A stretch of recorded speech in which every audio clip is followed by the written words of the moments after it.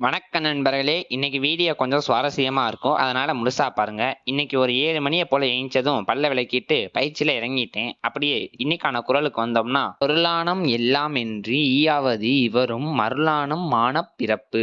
என்ன சொல்றாங்கன்னா, தன்னிடம் இருக்க பொருள் எல்லாத்தையும் யாருக்குமே குடுக்காம தானே வச்சு அனுபவிக்கிறவங்க எல்லாரும் ஈரான பிறவின்னு இந்த குறள்ல சொல்ல வராங்க. பயிற்சிய முடிச்சுட்டு ஓட்ஸ் குழுக்கள குடிச்சாச்சு. இன்னைக்கு வெளியில போறேன். அதனால நல்லா டிப்பு டாப்பா ட்ரெஸ் அப் பண்ணிட்டு நண்பர்கள் வந்ததும் அவங்களோட கிளம்பியாச்சு.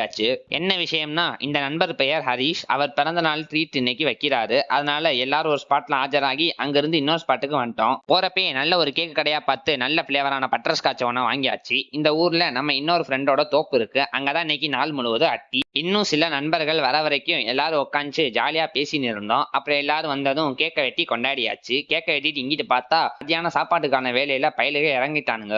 சிக்கனை நல்லா கழுவி மசாலா பொடியெல்லாம் போட்டு வச்சாச்சு. தென்னந்தோப்புக்கு வந்துட்டு இளநீ குடிக்கலன்னா எப்படி? நண்பர் ஏறி ஒரு 10-15 இளநியை பறிச்சு போட்டாரு. தக்காளி வாயில வச்சு குடிக்க குடிக்க அமீல்தமா இறங்குது. பக்கத்திலேயே ஒரு கிணறு இருந்துச்சு. அதை பார்த்ததும் குஷி ஆயிட்டேன். டக்குன்னு உள்ளே இறங்கி குளிக்க ஆரம்பிச்சுட்டேன். தண்ணி வேற நல்லா கண்ணாடி மாதிரி பளபளன்னு இருந்துச்சு. முரட்டு குளியல போட்டு வெளில வந்து பார்த்தா தக்காளி நம்மளை விட்டுன்னு கிரிக்கெட் விளையாண்டுட்டு இருக்கானுங்க. நம்மளும் களத்துல இறங்கி விளையாட ஆரம்பிச்சிட்டோம். நம்ம கைக்கு மட்டை வந்ததும் மொள பால் 4, 2வது பால் அடிச்சதும் அவுட்டுன்ட்டானுங்க.